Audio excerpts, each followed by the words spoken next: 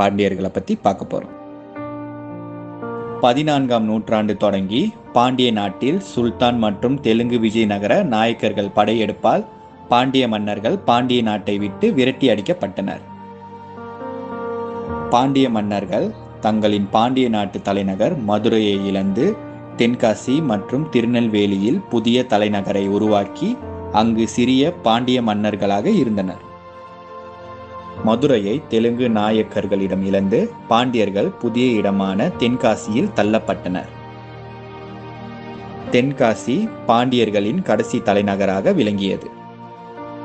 1422ஆம் ஆண்டில் மதுரையை இழந்து முதலில் சடாவர்ம பராக்கிரம பாண்டியன் தென்காசியை தலைநகராக கொண்டு சிறிய மன்னராக ஆட்சி செய்தார். சடாவர்மன் பராக்கிரம பாண்டியன் தொடங்கி அதன் பின் வந்த அனைத்து பாண்டிய மன்னர்களும் தென்காசியில் உள்ள